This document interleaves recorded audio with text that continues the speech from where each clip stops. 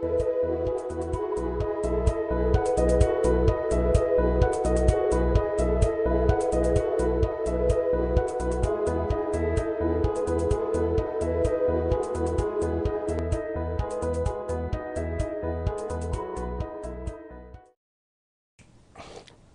alaikum.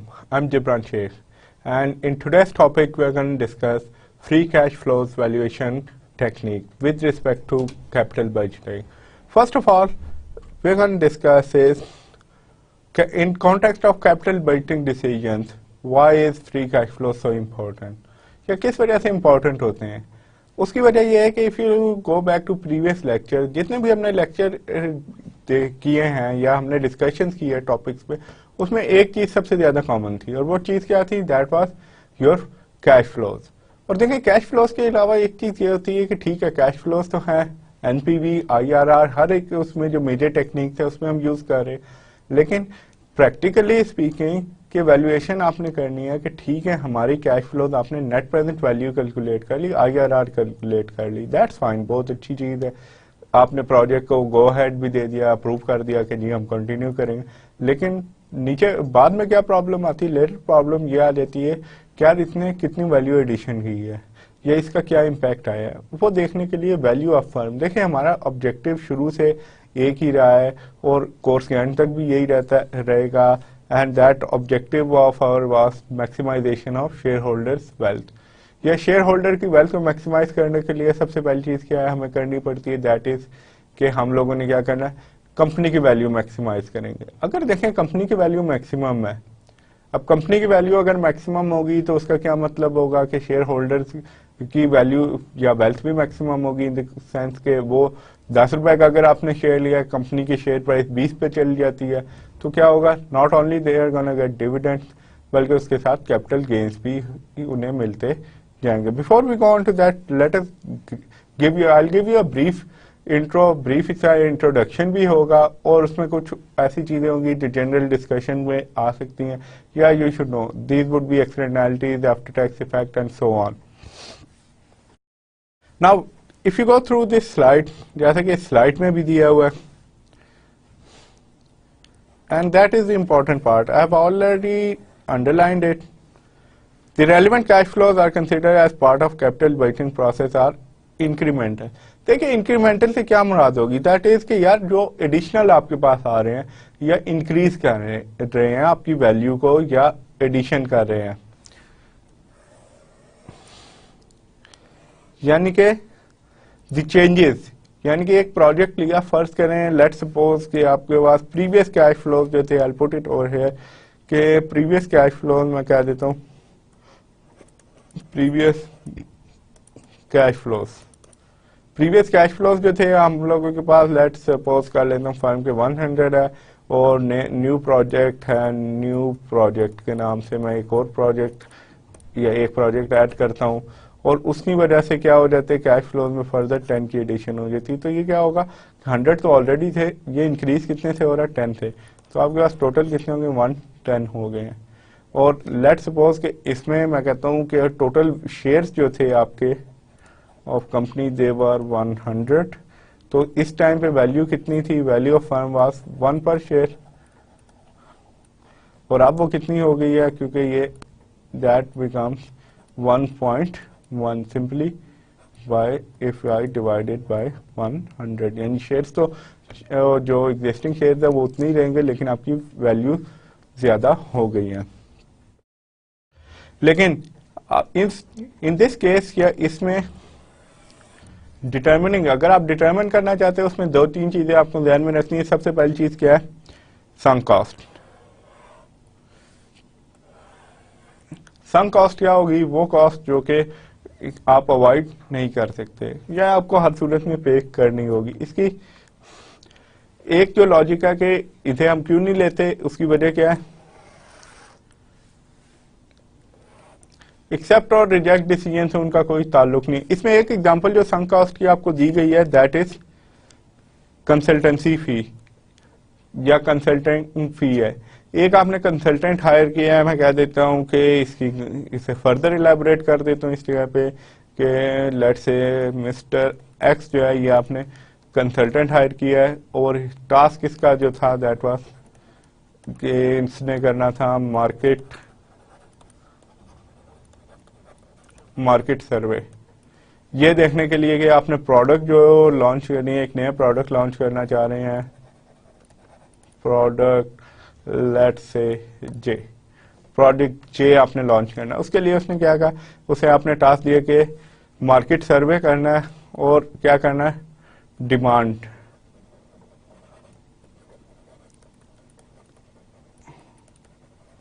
Demand determine करनी है। और उसके लिए you paid him for this task, आपने कहा कि विल पे यू 100,000, मैं कह देता हूँ यार $1,00,000 आप लोगों ने उसे देने थे या दिए। अब देखें, लेट सपोज के प्रोडक्ट जे जो है इसका अकॉर्डिंग टू मिस्टर एक्स आपको कहते हैं कि अकॉर्डिंग टू हिज सर्वे या हिज एनालिसिस डिमांड जो है लो होगी, डिमांड लो है, सो व्हाट, स्टिल आपने उसे कितने देने हैं, डिमांड लो है, आप कहते हैं हमने प्रोडक्ट लॉन्च ही नहीं करना, सिंपली बिकॉज के इसकी डिमांड ही नहीं है, still you are paying him 100,000, 1,00,000 आपने उसे पे करने। और एट द सेम टाइम मैं कह देता हूँ कि लो की जगह से मैं कहता हूँ उसने कहा डिमांड हाई है, बहुत हाई डिमांड है, इन दैट केस स्टिल आपने पे करना। तो इसका क्या, मिस्टर एक्स का कोई लेना देना इस चीज से नहीं है कि प्रोडक्ट हिट होगा या नहीं होगा या फ्लॉप हो जाएगा ऑल टुगेदर, आप लॉन्च ही नहीं करेंगे, it's none of his business. और as far as sunk cost is concerned, this is your sunk cost simply because it has got no effect। अगर आप एक्सेप्ट करते हैं, डिसीजन लेते हैं कि प्रोडक्ट ये हम लॉन्च कर लेते हैं, तब भी उसे उतने ही पैसे मिलेंगे आपने देने, और प्रोडक्ट ये अगर लॉन्च नहीं करते, आप कहते हैं नो लॉन्च, स्टिल इससे कोई फर्क इस कॉस्ट पे नहीं पड़ता, जो कि कौन सी हमने कहा कंसल्टिंग फी। ये जो नीचे भी आपको एग्जांपल दी हुई है, उसकी वजह क्या है कि इसका प्रोडक्ट लॉन्च करना या नहीं करना, मिस्टर एक्स ने उससे पहले ये काम करना है, and you have to pay him, आपको उसे पेमेंट करनी पड़ेगी। उसके बाद हम आ जाते हैं एक्सटर्नैलिटीज पे। एक्सटर्नैलिटीज होती क्या है, they are actually simple words में आप कह सकते हैं साइड इफेक्ट्स हैं, कि एक प्रोजेक्ट को एक्सेप्ट या रिजेक्ट करने के क्या साइड इफेक्ट हो सकते हैं। और उसमें क्या है, एक्सेप्टेंस इफेक्ट्स ऑफ, यानी इन दिस केस कि अगर आप एक्सेप्ट करेंगे तो उस पर कैश फ्लोज पे क्या उसका इम्पैक्ट हो सकता है। इसमें देखें, एक होती है एक चीज जो है प्राइमरी कंसर्न जो होती है कंपनी की, दैट इज कैनिबलाइजेशन और इरोजन। उसकी वजह क्या होगी कि आपके पास दो प्रोडक्ट हैं, मैं कहता हूं कि मैं क्या लेता हूं कि लेट्स से जे कोला, ये आपका एक मेन प्रोडक्ट है। उसके बाद आपने कहा कि हम एक और प्रोडक्ट लॉन्च करते केक कोला।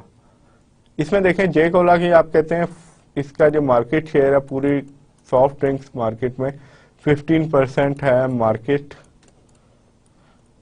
शेयर।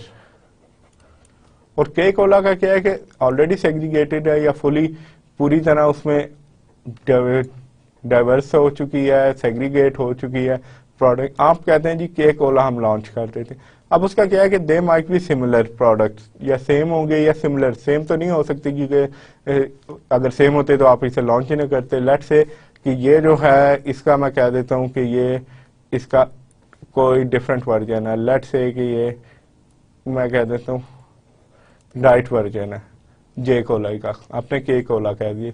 अब उसने क्या करना है, अब वो 15% मार्केट शेयर जो है इसकी मैं कह देता हूँ इसकी वर्थ जो है सपोज कर लेता हूँ 15 मिलियन की है, टोटल मार्केट 100 मिलियन की है सॉफ्ट ड्रिंक की, किस रीजन में भी ऑपरेट करें इसकी, क्योंकि मार्केट टोटल है 15 मिलियन की। तो अब वो क्या करता है कि इसमें 5 मिलियन की मार्केट कैप्चर कर लेता है, लेकिन वो किस में से करेगा, इसका 5% शेयर ले जाता है, या let's say not actually not 5% but इसमें से 1/3 शेयर ये ले जाता है।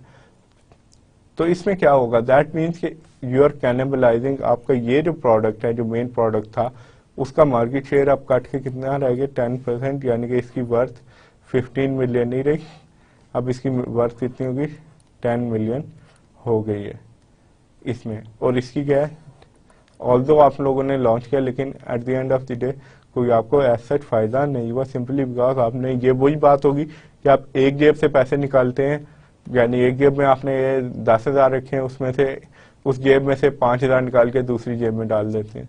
Does it make any difference, कोई खास फर्क आपको नहीं पड़ता। नेट वेल्थ आपकी या टोटल पैसे जो आपके पास है वो उतने के उतने ही रहेंगे, यानी 10,000 ही रहेंगे।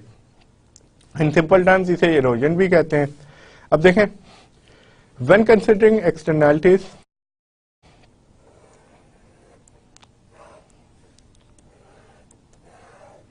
यानी कि आपने क्या करना है कि आपने एक चीज ध्यान में रखनी है, वो क्या है कि लॉस ऑफ इन सेल, यानी कि इसमें जो लॉस होगा वो भी आपने इंक्लूड करना है, should be taken into account. यानी कि आप जब कैश फ्लोज डिटर्मिनेशन करेंगे तो ये क्या हो जाएगी, ऑलमोस्ट आपकी एक किस्म की अपॉर्चुनिटी कॉस्ट हो जाएगी कि इसके टोटल रेवेन्यूज में से। इसे मैं थोड़ा सा मजीद वो करता हूँ और उसे क्या देता हूँ कि थोड़ी सी चेंजेस लेके आता हूँ इस पॉइंट को इनकॉर्पोरेट करने के लिए, कि इंस्टेड इसकी 5 मिलियन के बजाय टोटल सेल जो है इसकी 6 मिलियन थी, जिसमें से 5 मिलियन इसकी वजह से, इसके लॉन्च होने के बाद 5 मिलियन आपकी यहाँ से कम होगी। तो इसके एक्चुअल में कितने रह जाते कैश फ्लोज क्या होंगे, दैट वुड बी, इसके cash flows they are suppose to be not, they are not going to be 6 million नहीं होंगे, बल्कि इसके कितने होंगे 1 मिलियन होंगे, सिंपली बिकॉज इसके लॉन्च के बाद आपके इस प्रोडक्ट की सेल 5 मिलियन से कम हो गई है। ये एग्जांपल यहाँ पे भी आपको दी हुई है, शुड सब्ट्रैक्ट द लॉस, ये वही बात है जो पहले भी मैंने की है कि यानी कि उसकी क्या थी, इधर थोड़ी सी रीट्रेट करता हूँ या दोबारा लिख देता हूँ for sake of understanding. J Cola जो थी आपकी दैट वाज 15, इसकी सेल्स 15 मिलियन की थी, आपने के कोला लॉन्च की, इसकी सेल जो थी टोटल मैं कहते तो 6 मिलियन थी होगी, और इसकी क्या हुई when you launch it at launch के बाद इसकी 10 मिलियन होगी और इसकी इतनी ही रही। तो एक्चुअल में इसकी सेल 5 मिलियन से कम हुई, तो आपने 5 मिलियन इसमें से क्या कर देना, काट देना, सिंपली बिकॉज आप क्या कहेंगे कि किस वजह से है, इसके लॉन्च की वजह से है, डाइट वर्जन के, ठीक है, कैनिबलाइजेशन या इरोजन हो रही है प्रोडक्ट। तो इसका एक्चुअल में कितना रह जाएगा कि इसकी कैश फ्लोज कितना होना चाहिए, that is only going to be 1 million. Positive externalities क्या है कि इसमें क्या होगा कि लेट्स से कि इस एग्जांपल को let me take it off, I am gonna give you simple सी एग्जांपल देता हूं कि यही है जे कोला जो थी, और आपके पास आ गई के कोला, और आपने फिर क्या एक्स कोला कोई लॉन्च किया, ये तीन, ये दो ऑलरेडी थे, वही एग्जांपल लेके चलते, इसकी 10 मिलियन थी सेल, इसकी 6 मिलियन थी, टोटल सेल्स जो आपके पास थी at this time before it's launch, जो मैं डॉटेड में कर देता हूँ कि अभी ये लॉन्च के बाद, और इसके बाद क्या है कि ये आपने लॉन्च किया एट दिस टाइम, इसकी सेल 0 ही रखना बिफोर लॉन्च, और आफ्टर मैं कह देता हूँ आफ्टर लॉन्च आपने लॉन्च की, तो इसकी जो थी लेट से कि इसकी 3 मिलियन होगी मार्केट, इसकी लेट में से कि 6 मिलियन ही रहती, और इसकी दोबारा 13 मिलियन हो गई। क्यों? हो सकता है कि people like it so much कि वो आपकी प्रोडक्ट को क्या करें, इसकी वजह से, किसी वजह से भी हो सकता है कि इसका टेस्ट या इसकी जे कोला को कॉम्प्लीमेंट कर रहा है एक्स कोला, तो वो क्या होता है, इसकी वजह से इसकी भी सेल बढ़ गई है। बाद औकात होता है, अक्सर औकात होता है कि एक अगर किसी कंपनी का प्रोडक्ट हिट हो जाता है तो लोगों का क्या होता है कि they start trusting that company, और उसके दूसरे प्रोडक्ट को भी वो आजमाते हैं या उसकी कंजम्पशन भी बढ़ा देते हैं। That would be your positive externality. Then we come down to opportunity cost. Opportunity cost में देखें, इसकी हेडिंग को पहले ही मैंने रेड में रखा हुआ है, फर्म विल लूज, इसमें क्या है कि वो कैश फ्लोज जो कि आप किसी डिसीजन की वजह से लूज कर जाते हैं। इसकी एक एग्जांपल अगर आपने लेनी है, लेट से कि मैं कहता हूं कि आप लेट से यू, मैं आप कह देता हूं यू के नाम से एक स्टूडेंट है, उसका नाम मैं कह देता हूं यू, और इसका क्या है, ही हैज गॉट 2 ऑप्शन। एक क्या,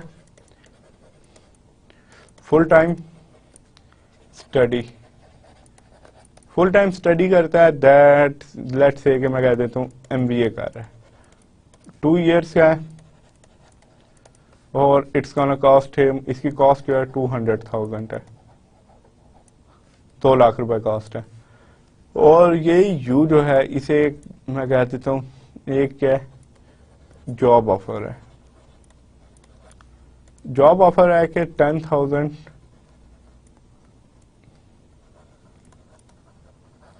पर मंथ। इसे लेट सपोज कर लेते हैं 10,000 की जॉब ऑफर है, और वो अभी क्या है उसने इनरोल हो गया है या होना चाह रहा है MBA 2 years प्रोग्राम में, जिसकी टोटल उसे कॉस्ट क्या पड़ेगी, ये मैं कह देता हूँ कॉस्ट है या फी है 2 लाख रुपए। और उसे क्या है कि जॉब ऑफर है 10,000 की। अब देखें इसका क्या है कि इफ ही, अगर वो MBA में चला जाता है, मैं कहता हूँ कि ही ज्वाइंस, थोड़ा सा वो करता है, वो कहता है कि अभी 10,000 की ऑफर है, वंस आई डू MBA 2 साल के बाद हो सकता है I will be earning lot more, और लॉन्ग टर्म प्रोस्पेक्ट है, तो वो क्या कहता है कि जॉब ऑफर एक्सेप्ट नहीं करता।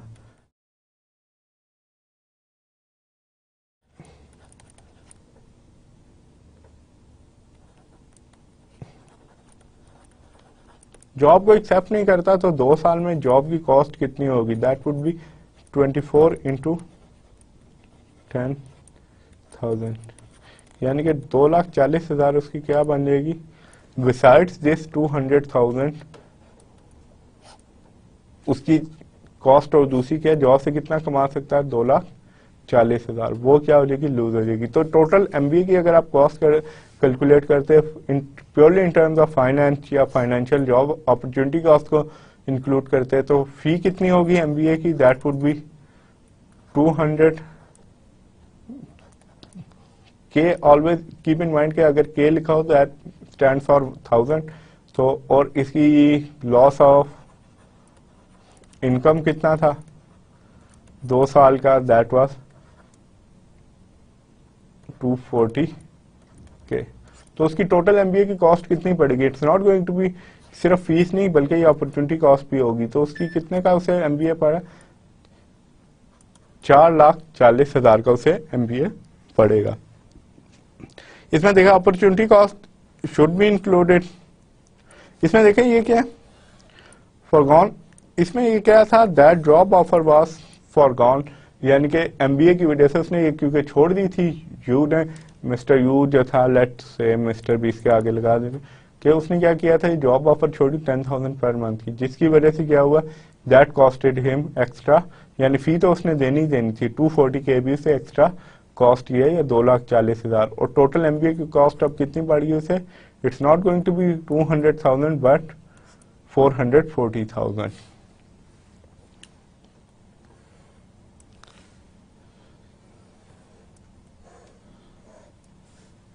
इसमें देखें, इसमें एक और एग्जांपल आपको दी है कि बिल्डिंग की, बिल्डिंग आप प्लांट बना रहे हैं या बिल्डिंग बना रहे हैं, लेट्स से कि बिल्डिंग आप प्लांट, कोई मैन्युफैक्चरिंग कंसर्न प्लांट बनाना चाह रही है, और एक फर्म ने तो ऑलरेडी उसके जमीन पड़ी हुई है, लेकिन वो क्या है कि अगर वो जमीन पर, लेट्स से कि लैंड जो थी इसकी कॉस्ट थी दैट वाज 1 मिलियन, और इसकी कॉस्ट जो है दैट वाज 2 मिलियन। तो अब इसकी टोटल वैल्यू कितनी होगी, 3 मिलियन, सिंपली बिकॉज इसमें हम क्या करेंगे 2 मिलियन एंड 1, यानी कि प्लांट प्लस लैंड। ऑल्दो कि लैंड तो आप ये आर्ग्यू कर सकते हैं यार लैंड तो पड़ी गई थी, ऑलरेडी थी, फिर इसमें क्यों इंक्लूड करें, बिकॉज अगर ये यहाँ पे यूज ना होता, यानी कि प्लांट बनाने में जो जमीन यूज ना होती, तो आप क्या कर सकते थे, you could have sold it, 1 million की आप उसे किसी को बेच सकते थे। लेट्स सपोज कि आपकी बुक्स में, इसी एग्जांपल को आगे लेके जाता हूं कि ये लैंड की जो थी that was your book value, लेकिन अब करंट वैल्यू जो है उसकी, मैं कहता हूं करंट वैल्यू जो है it's not 1 million but rather से 2 मिलियन। तो इसकी क्या होगी, अब आप कितने की बेच सकते थे, 2 मिलियन की, तो आप क्या करेंगे, you would say you can even right do it like this, यानी कि लैंड की जो करंट वैल्यू उसे लेके आप उस पे प्लांट की वैल्यू उसमें ऐड करेंगे। और इसके बाद आ जाता है कैश फ्लोज का, कि एनालाइज अगर आपने करना हो तो आप क्या करेंगे, आफ्टर टैक्स बेसिस पे इसे एनालाइज करते हैं। इम्पैक्ट ऑफ टैक्सेशन या टैक्सेस हमेशा आपने कंसिडर करना होता है रियल लाइफ में। उसकी वजह क्या होती है कि दे मेकअप, यानी ऑन एवरेजली में बात करें तो बड़ी फर्म्स का around about 35 to 40% of their income गोस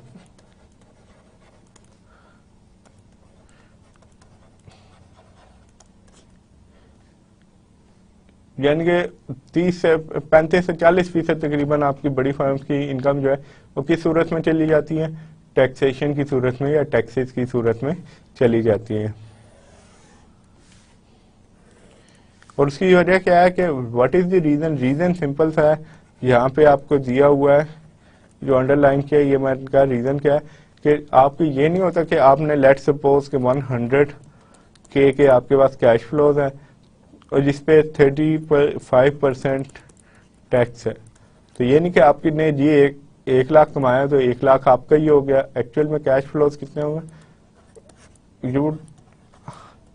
ये क्या है, ये 1 लाख में से सिर्फ क्या होगा कि 65,000 जो होंगे वो आप अपने पास रख सकते हैं, सिंपली बिकॉज गवर्नमेंट को आपने 35,000 टैक्सेशन की सूरत में दे देना है। जब आप दे देंगे तो उसके बाद आपके पास क्या होगा, यू वुड नॉट हैव 100,000 या 1 लाख आपके पास नहीं बचेगा, आपके पास सिर्फ 65,000 बचेंगे और इसी वजह से हम सिर्फ 65,000 को ही इंक्लूड करेंगे।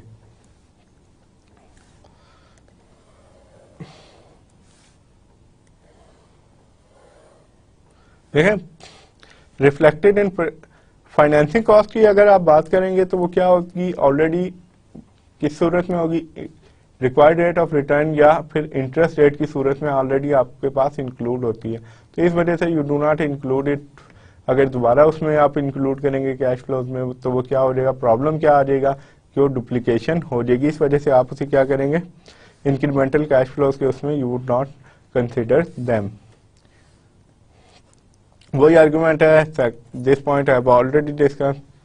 और प्रोजेक्ट कौन से हैं कि वही project are expected to return, जिनके रिटर्न आपकी क्या होगी, कॉस्ट से ज्यादा होंगे, सिर्फ वही आपकी फर्म की वैल्यू में एडिशन करेंगे। तो you have to keep this point, यानी ये नहीं है कि लेट्स से कि आपके पास एक प्रोजेक्ट है उसकी कॉस्ट 100 है और रेवेन्यूज भी जो है दे आर ओनली 100, ये क्या होगी, इंक्रीमेंटल 0 होगा और इससे फर्म की वैल्यू लेट्स सपोज 1000 थी और अब भी कितनी रहेगी, नो चेंज, यानी कि अभी भी 1000 होगी क्योंकि इसमें से कोई आपने फर्दर इसकी वैल्यू में एडिशन नहीं की। लेकिन अगर इसी को मैं कह देता हूँ कि रेवेन्यूज आपके 200 कर देता हूँ तो ये कितना हो जाएगा 100, अब फर्म की वैल्यू कितनी हो जाएगी, that would change from 1000 to 1100, क्या होगा 10% इंक्रीज हो जाएगी value. Okay, now we are gonna go through let's say के अपॉर्चुनिटी कॉस्ट के बाद हम चलेंगे रिव्यू प्रॉब्लम पे। रिव्यू प्रॉब्लम क्या है कि इसमें थोड़ा सा just to test your understanding, इसमें से आपने आंसर करना है कि कौन कौन से, just ask yourself a question या आप सामने रख के देखें कि कौन कौन से इसमें से क्या है कि विच ऑफ फॉलोइंग, यानी कि इनमें से कौन से इंक्रीमेंटल कैश फ्लोज के तौर पे ट्रीट किए जाने चाहिए या होंगे। One computing net present value of investment, यानी नेट प्रेजेंट वैल्यू इन्वेस्टमेंट की अगर आपने कैलकुलेट करनी तो उसके लिए कौन कौन से आपने इसमें इंक्लूड करने हैं। इसमें देखें reduction in sale of companies other product, क्या ये आप इंक्लूड करेंगे, यस और no. Expenditure on plant and equipment, should that be included? Cost of research development in connection with project during past 3 years, पिछले 3 साल में आपने एक प्रोडक्ट लॉन्च करना है उसके लिए रिसर्च एंड डेवलपमेंट की जो भी कॉस्ट हुई है। Annual depreciation expense, dividend payment, resale value of plant and equipment at the end of project's life, salary and medical cost of production employees on leave। इनमें से कौन कौन सी आपके इंक्लूड करेंगे? इसमें देखिए सबसे पहली जो है should that be included?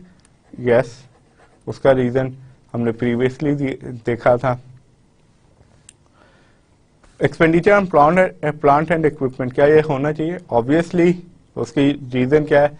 Just try to focus on reason या try to make up a reason. क्या रीजन होगा? By going through previous slides. इसमें देखिए annual depreciation expense, should that be included? आपके पे है कि क्या रीजन होगा? कीप इन माइंड के depreciation non cash expenses are not included. Rest of them, I'll leave it up to you, and as soon as we go through all of these, you would get to know about them. Now, free cash flows में एक जो हम अब चीज जो discuss करेंगे that is going to be के valuation के पॉइंट ऑफ व्यू से। उसमें क्या है कि that is you can consider it a second half of the lecture. Simply इसमें हम देखेंगे वो जो प्रीवियस आपकी रिव्यू प्रॉब्लम है वो भी इसमें काफी हद तक that would be included as well, या उसके भी काफी हद तक आपको आंसर हो मिल जाएंगे। इसमें देखें dividends are the cash flow pay to stock holders, यानी कि डिविडेंड के क्या होते हैं कि एक्चुअल कैश फ्लोज होते हैं। ये नहीं होता कि प्रॉफिट की जहां तक बात करते हैं, लेट से 1 बिलियन का आपने प्रॉफिट, 1 अरब रुपए का प्रॉफिट कमाया, लेकिन उसमें से पता लगा कि डेप्रिसिएशन भी उसमें इंक्लूडेड थी और कुछ ऐसे थे जैसे रीसेल ऑफ इक्विपमेंट होगी या लेट से रीवैल्यूएशन होगी, उसमें वो चीजें भी थी जो कि एक्चुअल में आपकी that is not putting a Penney into your pocket, यानी आपके पॉकेट में आपके अकाउंट में कोई पैसे उससे नहीं आ रहे। देखें और फ्री कैश फ्लोज क्या होते हैं? Cash flows that are available for distribution, जो डिस्ट्रीब्यूशन के लिए अवेलेबल होते हैं। इसमें क्या होता है? डिविडेंड डिस्काउंट मॉडल की अगर आप बात करते हैं, जो हमने पहले भी वो पढ़ा था, डिस्कशन की थी, दैट इज डीडीएम। उसमें क्या होता है कि हम क्या करते हैं, डिविडेंड की बेसिस पे आगे वैल्यूएशन करते हैं जस्ट फॉर सेक कि हमारी कंपनी है अगर डिविडेंड देते हैं for point of view of share holder as well as company management कि क्या वो होता है। इसमें क्या करेंगे हम थोड़ा सा इसे फर्दर लेके जाएंगे फॉर वैल्यूएशन। वैल्यूएशन का जो हमने शुरू में भी लेक्चर के शुरू में भी हमने डिस्कस किया था कि उसका क्या रीजन है या व्हाट इज द रीजन कि हम वैल्यूएशन करते हैं। और अब हम क्या करेंगे, free cash flows from equity and free cash flows from finance को डिस्कस करेंगे और उससे कंपनी की वैल्यू ड्राइव करने की करेंगे, या आप वी आर गोइंग डिस्कस कि कैसे ड्राइव की जा सकती है वैल्यू। इसमें प्रॉब्लम क्या है डिविडेंड के बेस मॉडल में? एक प्रॉब्लम जो डिविडेंड बेस्ड मॉडल्स में है वो क्या है कि कंपनीज लाइक देखें Cisco, Dell, Google and Microsoft, they never paid dividend. अगर वो डिविडेंड ही नहीं देते then how are you gonna value company? आप कंपनी को कैसे वैल्यू करेंगे? ये क्या करते हैं,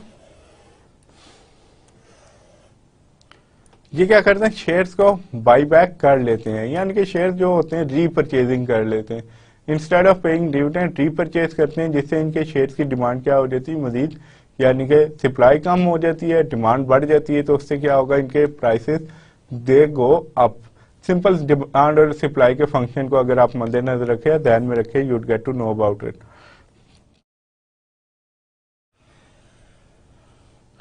इसमें क्या होता है कि देखें ईपीएस कैसे अच्छी हो जाती है। लेट्स से कि अर्निंग पर शेयर क्या होती है, earning divided by number of share.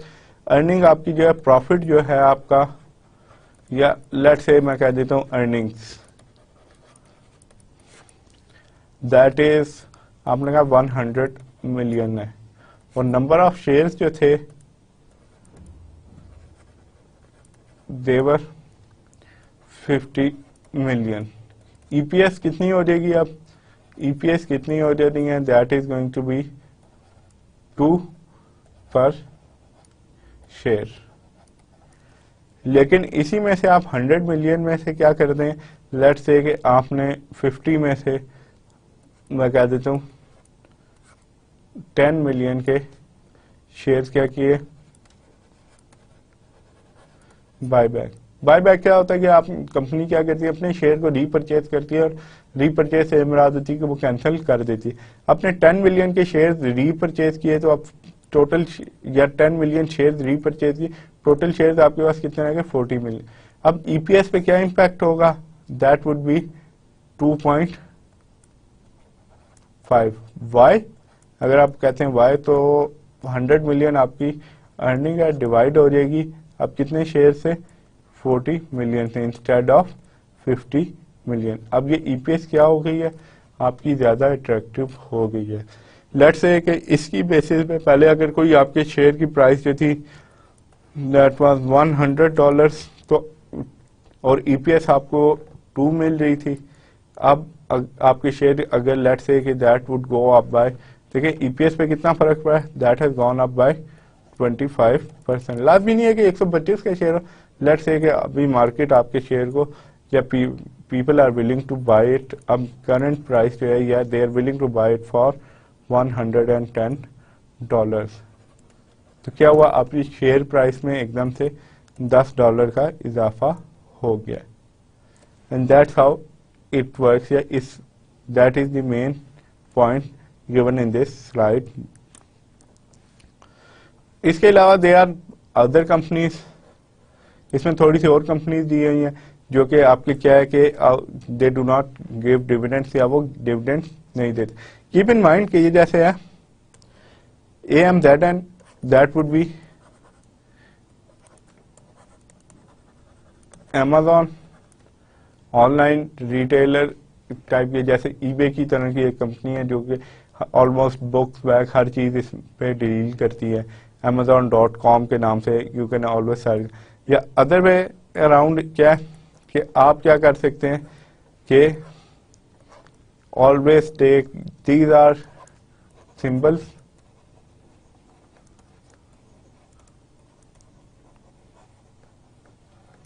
जैसा कि आपको भी पता होगा कि लेट्स से अगर नहीं पता, just for sake of knowledge, कि आपके जो भी स्टॉक एक्सचेंज में होता है कंपनी का पूरा नाम नहीं होता, उसका एक टिकर सिंबल कहते हैं, या सिंबल से उसे नोटिफाई किया जाता है।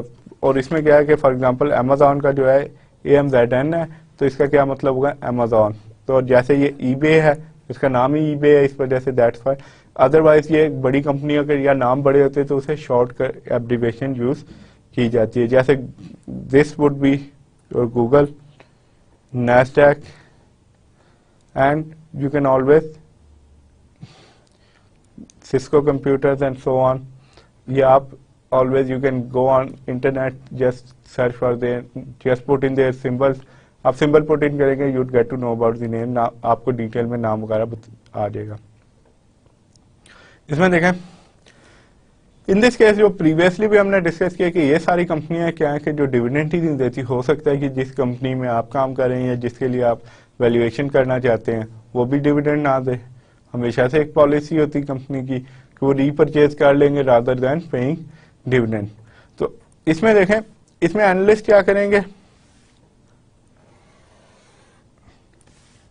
Free cash flows valuation model, इसमें क्या है, free cash flows, if you talk about it, free cash flows from finance and free cash flows from equity। लेकिन वो किस सूरत में होगा, फॉलोइंग कंडीशन एक या इससे ज्यादा हो। फर्स्ट एंड फॉरमोस्ट कंडीशन है फर्म डिविडेंड ही नहीं दे रही,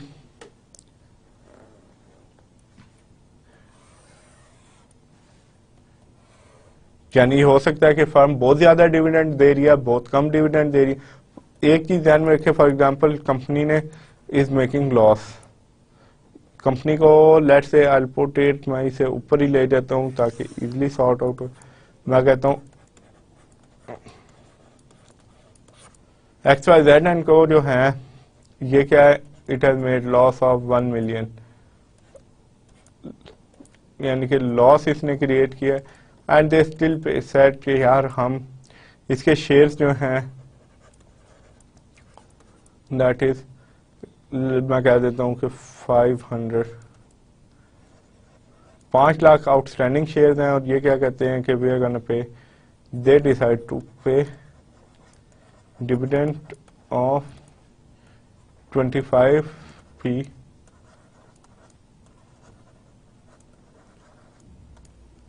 $25 पर शेयर अगर वो डिविडेंड देते हैं, well actually you can not stop them, आप उन्हें रोक नहीं सकते। तो उन्हें कितना होगा, 1,25,000 वो डिविडेंड की सूरत में देंगे, लेकिन you can not stop them. Simply उसका रीज़न क्या है कि it is up to the management of company.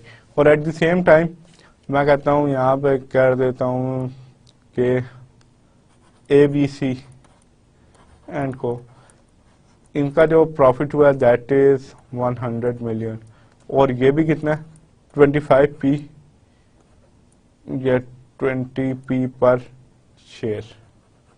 Okay, that's right, 20p पर शेयर डिविडेंड देते हैं। तो इसमें देखें, और इसके जो आउटस्टैंडिंग शेयर्स हैं ये भी मैं कह देता हूँ 5 लाख आउटस्टैंडिंग शेयर है। तो ये भी कितना दे रहे हैं, सिर्फ 1,25,000 दे रहे हैं। And that is in this case क्या होगा कि उनकी कैपेसिटी ABC की बहुत ज्यादा कैपेसिटी, ज्यादा डिविडेंड दे सकते हैं, और इसकी क्या है कि इसकी ऑलमोस्ट कैपेसिटी है ही नहीं, क्योंकि ऑलरेडी लॉस है, लेकिन वो डिविडेंड पे करना चाहता है। नो वन कैन, जैसे पहले मैं इनका स्टॉप नहीं कर सकते, आप रोक नहीं सकते। तो in this case rather than basin your valuation, या आप वैल्यूएशन किस पे बेस करें, डिविडेंड पे बेस करें, आप किस पे फ्री कैश फ्लोज मॉडल को यूज कर सकते हैं।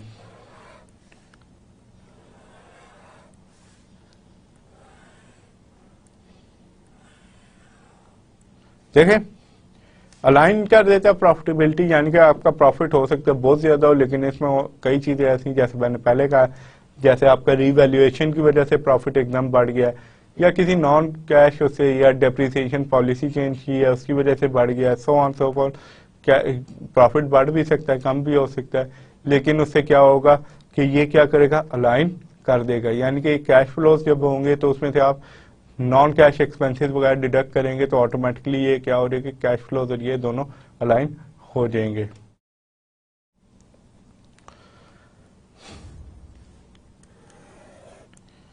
कॉमन इक्वेशन जो है इसमें क्या है, directly from free cash flows from equity और इनडायरेक्टली कंप्यूट किया जा सकता है using free cash flows from finance.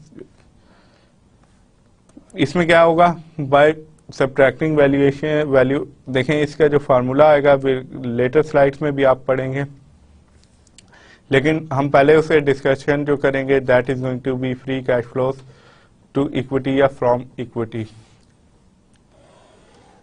Common equity holder after operating expenses, interest, principal payments have been paid and necessary investment in. इसमें क्या करते हैं कि ये आपके किसके पास होता है, शेयर होल्डर के पास कितना एक्चुअल में कैश की सूरत में कितना पैसा बचेगा, या पैसा कितना बचेगा। रिसोर्सेज को हम किस में मेजर करें, not in form of profit. उसकी वजह क्या है, हमने पहले भी डिस्कशन यही की थी कि there are certain accounting policies, जिसे आप चेंज करें तो आपके प्रॉफिट बहुत ज्यादा बढ़ भी सकता है और कम भी हो सकता है। Let me for sake of knowledge let me put it down, जो हो सकती है पॉसिबल, ये हो सकती है depreciation,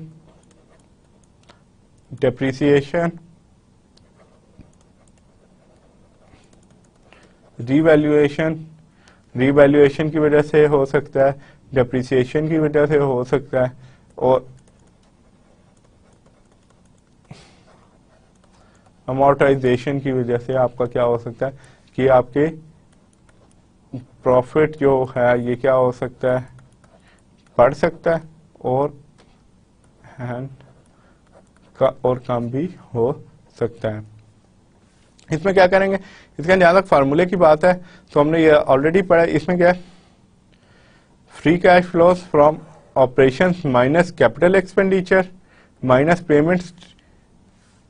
minus payments to debt holders और plus receipts from debt holders. यानी कि पेमेंट टू डेट होल्डर्स मुराद ये है कि आपने क्या किया, माइनस पेमेंट्स, ये क्या है कि लोन पेमेंट्स जो आपने रीपे किए, लोन में जो भी था आपने इंटरेस्ट और प्रिंसिपल पे किया, और प्लस रिसीट्स क्या होगी कि न्यू लोन, आपने कोई नया लोन लिया तो उससे क्या होगा, आपका कैश फ्लो बढ़ जाएगा। इसमें क्या है, वैल्यू अगर करना free cash flow from equity, तो उसके लिए हम क्या करते हैं, free cash flow from equity को हम क्या कर रहे हैं, डिस्काउंट कर रहे हैं। हम क्या कर रहे हैं, we are simply discounting it by word 1 + r। r इसमें क्या है, रिक्वायर्ड रेट ऑफ रिटर्न से आप क्या करें, सिंपली जैसे आप कैश फ्लोज की, if you remember, it is same as almost,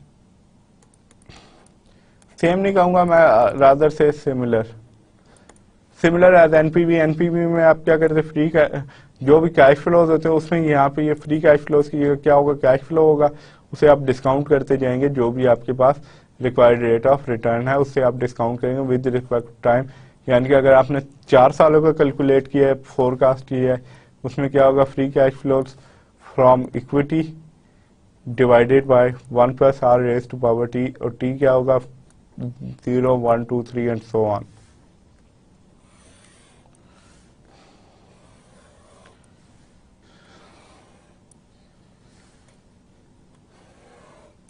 इसमें क्या है कि यार, क्योंकि ये क्या है, वो कैश फ्लोज हैं जो कि शेयर होल्डर्स के पास बचने हैं, तो फ्यूचर के क्या होंगे, फ्यूचर में जाते जाएंगे यही कैश फ्लोज की वैल्यू क्या हो जाएगी, कम हो जाएगी, रादर देन इंक्रीजिंग क्या हो जाती है, दैट गोज डाउन, काफी हद तक वो कम होती जाएगी।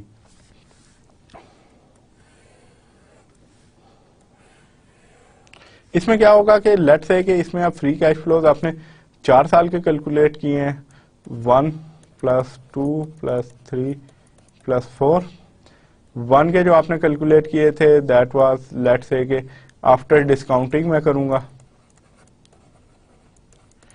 आफ्टर डिस्काउंटिंग दैट वाज 100, 2 के 50 थे, 3 के जो थे दैट लेट्स से 40 थे, और 4 के 100 थे, या इसे मैं कह देता हूँ रादर देन 1, इसे भी मैं 50 कर देता हूँ जस्ट फॉर से। अब इसकी टोटल कितना हो जाएगा, that would be after discounting है, तो दैट वुड बी 300। और नंबर ऑफ आउटस्टैंडिंग शेयर कितने थे, नंबर ऑफ शेयर्स भी जो थे मैं कह देता हूँ दे वर 100, 100 शेयर आपके आउटस्टैंडिंग थे, तो आप टोटल वैल्यू या वैल्यू ऑफ शेयर कितनी हो जाएगी, that would B 3, simply 300 divided by 100। और free cash flows from equity देखें, नेक्स्ट पीरियड के किसने आपने कैलकुलेट करना है, लेट्स सपोज कि आपके पास ग्रोथ रेट आपके पास कांस्टेंट है, या अज्यूम हम कर दें कांस्टेंट है, तो उसमें क्या करना है कि जो भी होगा उसे 1 प्लस जी से आपने क्या कर देना, यानी कि अगर to just to be exact आपने इक्विटी वैल्यू को जैसे हमने डिस्काउंट किया है प्रीवियस स्लाइड में, यहाँ पे हम डिस्काउंट कर रहे थे, इसी को आपने एक्चुअल में ईयर 1 के लिए है तो ईयर 2 के लिए क्या किया होगा, 1 प्लस जी से इसे मल्टीप्लाई भी कर दिया होगा। लेट्स से सपोज के जो भी आपके पास वो आ रहा था उसे आपने मल्टीप्लाई कर देना है। अगर ये आपकी value of equity constantly grow कर रही हो, या आपने प्रेडिक्ट किया कि सेल है एक प्रोडक्ट की बहुत स्टेबल सा प्रोडक्ट है, या बहुत स्टेबल सेल है, वो क्या होगी, हर साल 10% बढ़ जाएंगी, तो इन दिस केस आप ये यूज कर सकते हैं। इसमें इक्वेशन की अगर आप बात करते हैं तो if you look at previous slide जो इधर दिया हुआ है,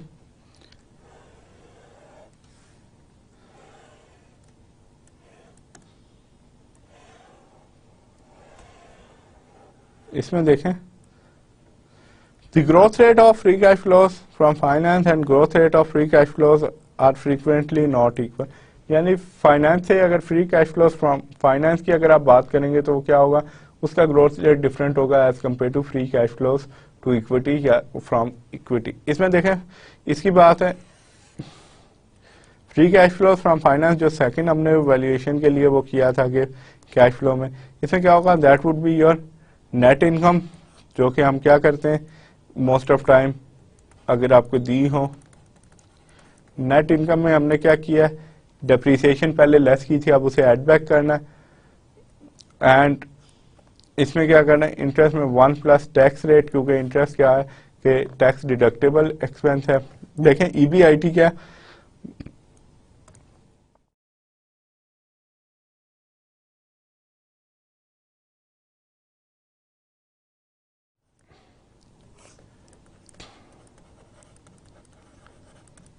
earning before interest, and last one is taxes. इसमें देखें इंटरेस्ट रेट को क्या करना है, 1 मल्टीप्लाई करते हैं 1 माइनस टैक्स, क्योंकि टैक्स शील्ड होती है इंटरेस्ट पे हमेशा, minus investment in fixed capital and investment in working, इसे यहां पे ले जाता हूं, वर्किंग कैपिटल। इसमें देखें इसमें क्या क्या, either you can use this, या ये इक्वेशन यूज करेंगे, और otherwise you can always use this equation. इस इक्वेशन को अगर कॉम्पैक्ट करेंगे अकाउंटिंग के उसमें, earning before interest tax multiply by 1 minus tax rate, जो भी आपके पास टैक्स रेट है, प्लस डेप्रीसिएशन, जो भी डेप्रीसिएशन आपके ये होगा, depreciation always keep in mind कि ये आपको इनकम स्टेटमेंट से इजीली मिल जाएगा, माइनस कैपिटल एक्सपेंडिचर, इन्वेस्टमेंट यहाँ पे हमने कहा कैपिटल एक्सपेंडिचर, और चेंजेस इन वर्किंग कैपिटल। देखिए चेंजेस इन वर्किंग कैपिटल, इसका लेट मी इलैबोरेट दिस, कि लेट से कि अगर आपका वर्किंग कैपिटल आपका इंक्रीज हो जाता है तो ये क्या होगा, दैट वुड मीन माइनस, यानी कि वो क्या कैश फ्लो पे इसका क्या इंपैक्ट होगा।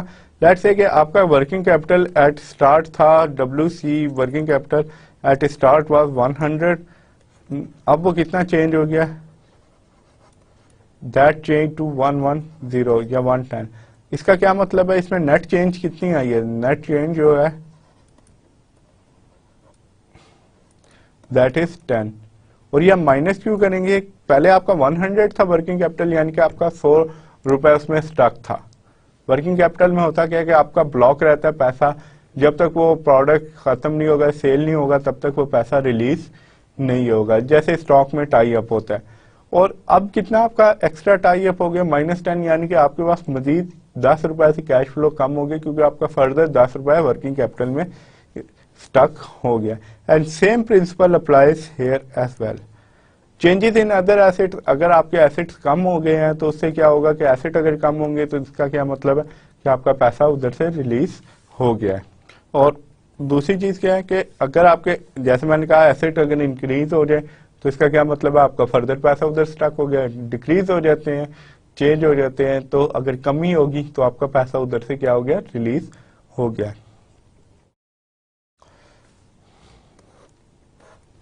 देखें इसमें क्या है, finding cash from net income और cash flows from operation. CFO से मुराद है कैश फ्लोज फ्रॉम ऑपरेशन। देखें इसमें क्या करना है, अगर आपने वो करना हो कि free cash flows from equity net income से या कैश फ्लोज फ्रॉम ऑपरेशन से निकालना है, तो उसके लिए आप क्या करेंगे, free cash flows from equity net income plus NCE minus plus net borrowing. इसमें क्या है,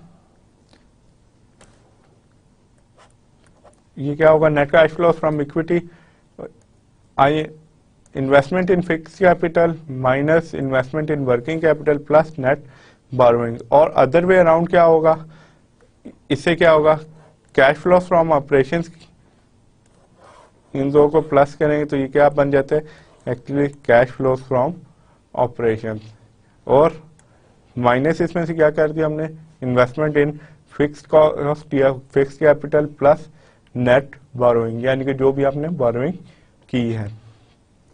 ये आपको कार्टून दिए।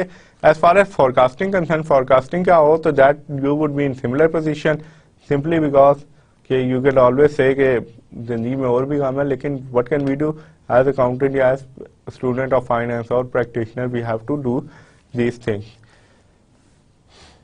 इसमें देखें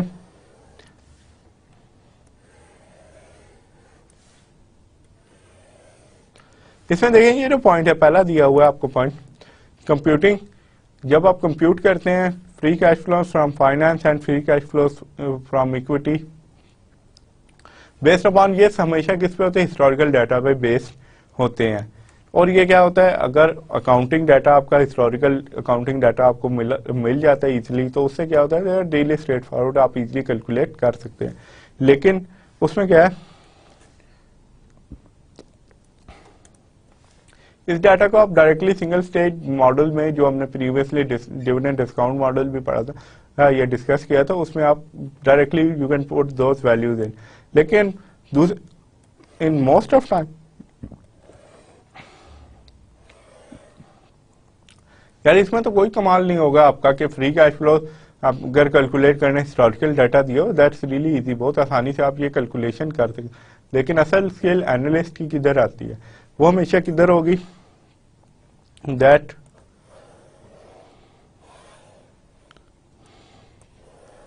वो हमेशा फोरकास्ट कर ले यार, फ्यूचर का। पास्ट का बताना तो देयर इज नो पॉइंट। उसकी वजह क्या होगी कि हर एक को ये डाटा अवेलेबल होगा, सिंपल से फार्मूला में पुट करके everyone can find that.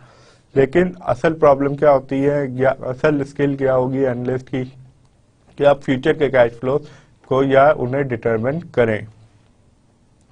Okay देखें, जब आप फॉरकास्टिंग की बात करते हैं तो आपके पास काफी ज्यादा तरीके होंगे। There are variety of ways, जैसे कि यहां पे भी मेंशन किया है।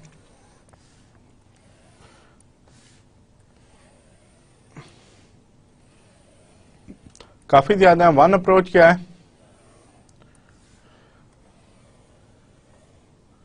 कि हिस्टोरिकल जो भी है आपके पास डाटा है, हिस्टोरिकल आपके पास रिजल्ट्स होंगे कंपनी के, और in most of the companies क्या होगी, ग्रोथ आपकी कोई इतनी ज्यादा वेरी नहीं करेगी। आप ये क्या करें, एक कांस्टेंट ग्रोथ एज्यूम करें और उसी पे कैश फ्लोस को ग्रो कराते जाएंगे एंड देन और at the same time discounting भी करेंगे तो आपके पास नेट कैश फ्लोस आ जाएंगे।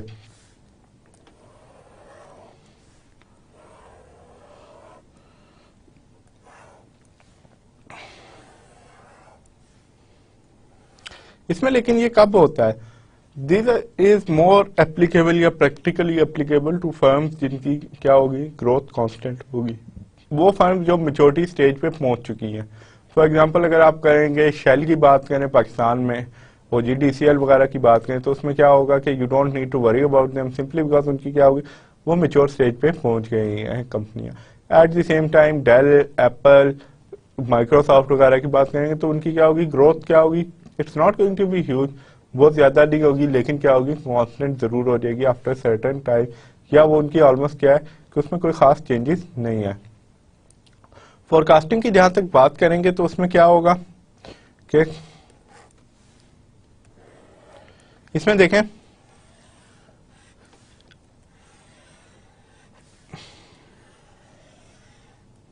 इसमें क्या है कि अगर फर्म अपने एसेट्स की फिक्स परसेंटेज क्या है या कैपिटल की फिक्स परसेंटेज किससे फाइनेंस करी, डेट से।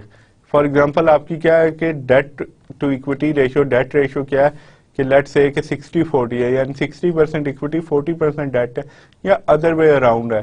तो उसमें क्या होगा, दैट में यानी फ्री कैश फ्लोज वगैरह डिटरमिन करना इतना या फोरकास्ट करना इतना प्रॉब्लमेटिक नहीं है। तो उसमें क्या करेंगे, उसमें इन दैट केस कि अगर ये आपके पास कंडीशन हो, इन्वेस्टमेंट इन वर्किंग कैपिटल, आपने क्या कहा कि वर्किंग कैपिटल को आप डेट से कर रहे हैं और दूसरी स्पेंडिंग का ये खुद या कंपनी के टोटल कैपिटल का सिंपली एक फिक्स पोर्शन आप फाइनेंस कर रहे हैं डेट से, तो उसमें क्या होगा, नेट इनकम माइनस ब्रैकेट में आपको दिया 1 माइनस डेट रेशियो, यानी कि ये क्या, in other words debt to equity ratio multiply by capital spending minus depreciation, जो भी कैपिटल स्पेंडिंग है उसके अंदर से डेप्रिसिएशन आपने माइनस करनी, you have to multiply this to, minus क्या है 1 माइनस वंस अगेन, और इसे मल्टीप्लाई करना इन्वेस्टमेंट इन वर्किंग कैपिटल।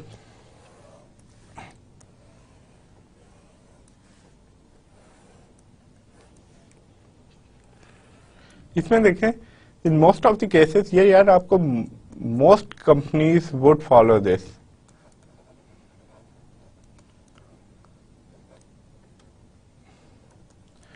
उसकी वजह क्या होती है, मोस्ट कंपनीज क्यों फॉलो करती है?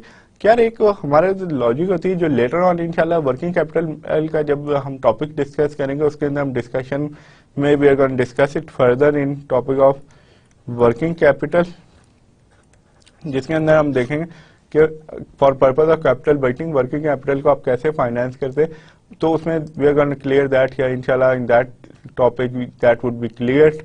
Eight this point of time will just gonna stick to the basics, जो क्या इसमें हम देखेंगे प्रेफर्ड स्टॉक या कैपिटल स्ट्रक्चर की क्या ट्रीटमेंट होनी है, क्योंकि प्रेफर्ड उसकी वजह ये प्रेफर्ड स्टॉक को हमने पहले भी काफी डिटेल में डिस्कस किया था।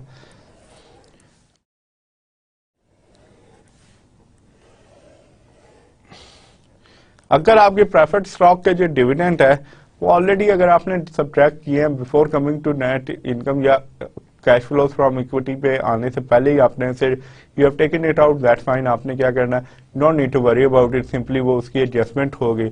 लेकिन हाँ,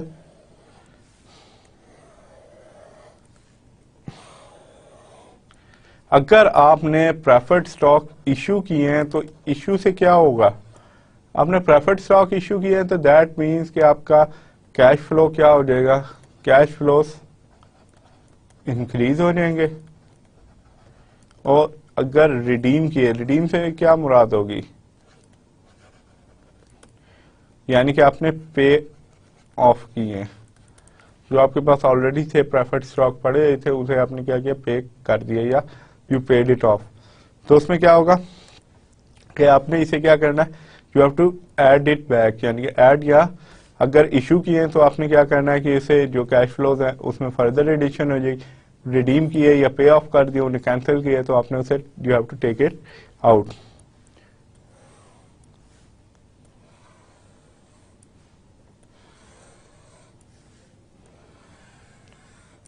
इसमें एक वही बात आती है कि प्रेफर्ड स्टॉक का is almost same as debt, debt की तरह होते हैं, लेकिन इसमें हम क्या करते हैं, डेट में हमने जैसे इंटरेस्ट पेमेंट की बात की थी तो उसमें क्या था, उसे मल्टीप्लाई करते हैं 1 माइनस टैक्स रेट से। लेकिन प्रेफर्ड स्टॉक उसकी वजह क्या है कि इंटरेस्ट पेमेंट जो होती है आपकी, इंटरेस्ट जो है, ठीक है, टैक्स,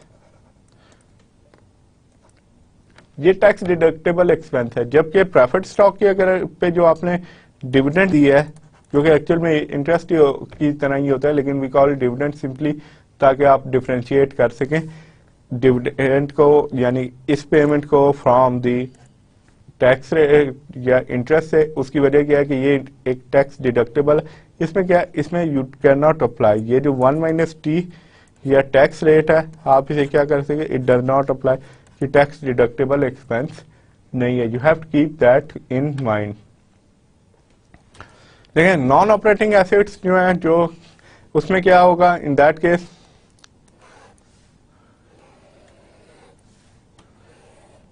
इसमें क्या है, investment in working capital do not include any investment, यानी कि वर्किंग कैपिटल में से मुराद आपके स्टॉक या उससे रिलेटेड ही आइटम्स होंगे, कभी भी आपने मार्केटेबल सिक्योरिटीज वगैरह को इंक्लूड नहीं करना। उसकी वजह क्या है, कैश या एंड मार्केटेबल सिक्योरिटीज, उसकी वजह क्या है, दे आर कंसिडर्ड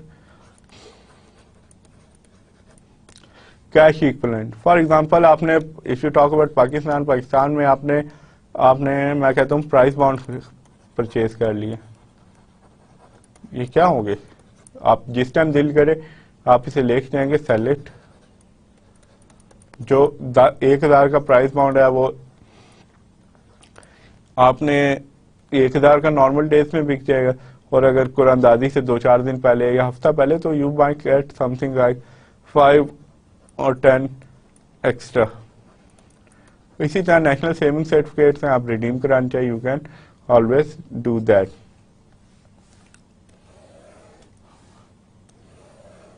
इसमें क्या है, इसमें क्या करना चाहिए, रादर देन ये मार्केटेबल सिक्योरिटीज जो है फर्म की वैल्यू में या ऑपरेटिंग एसेट्स के अंदर इसे डालना चाहिए, सिंपली बिकॉज इससे क्या होगा, that increases value of firm.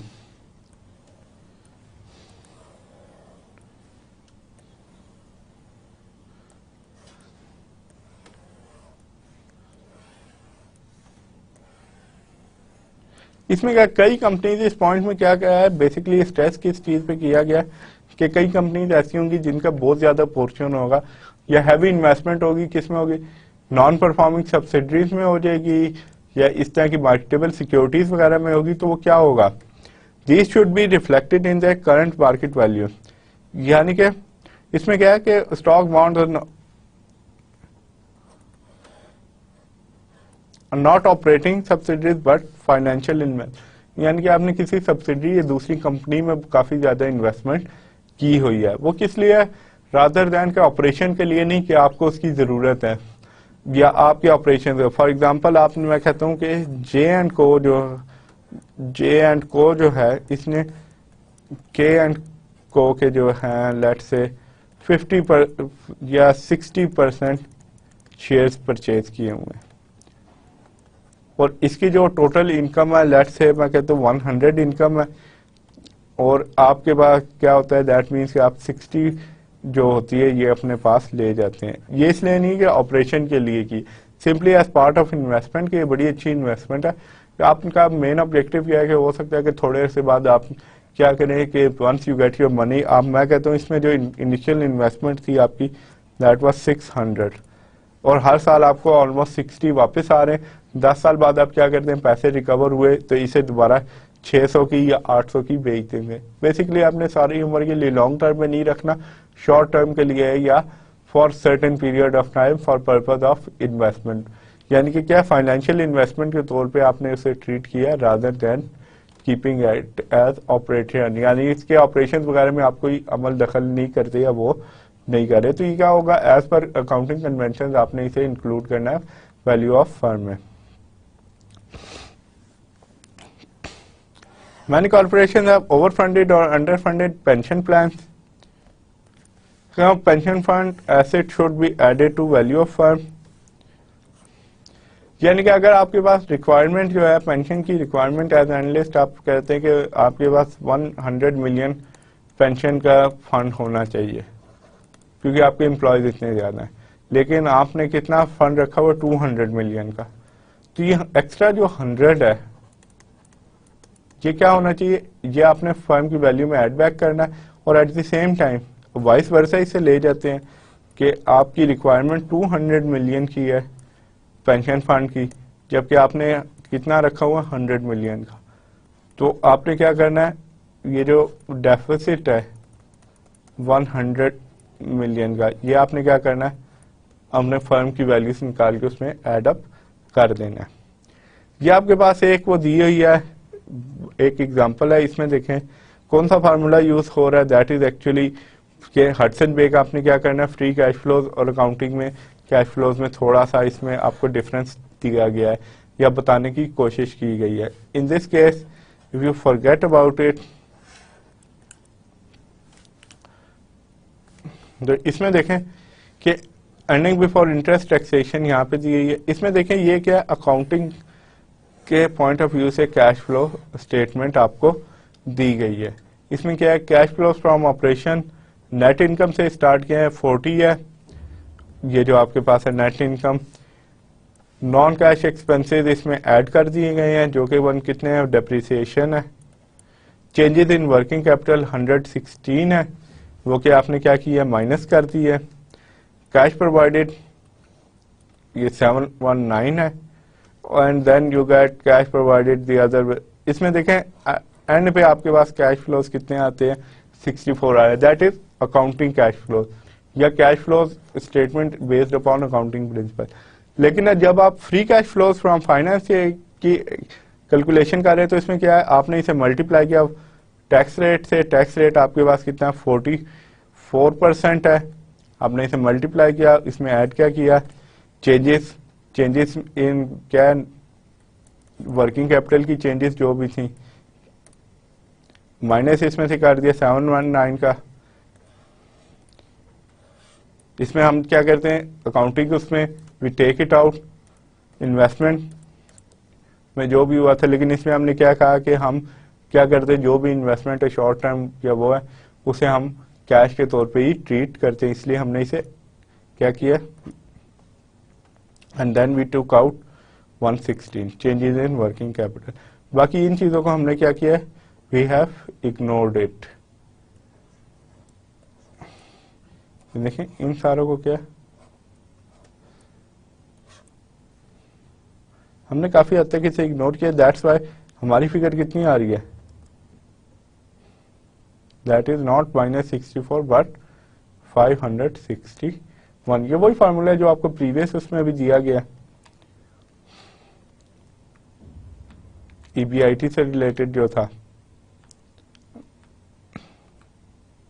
Yes this one, आप इस फार्मूले में इसमें वैल्यूज पुट करेंगे, you'd get the required answer. And that's it from me. Have a nice day. As far as this topic is concerned, ये cash flows का हमने किया है. In next topic we're going to discuss the other aspect, जो दूसरे aspect है, one by one हम उसे discussion में लेके आते रहेंगे. Up till now जो भी आपने पढ़ा, just keep in mind कि इसमें जो भी आपको problems दी गई हैं, just you need to practice it, change the figures, and one thing, try to grab the concept. आप grab करें ये concept के को कोशिश करें understand करने की, rather than the problems या रट्टा लगाने के. Okay, and that's it from me. Have a nice day and take care. Allah Hafiz.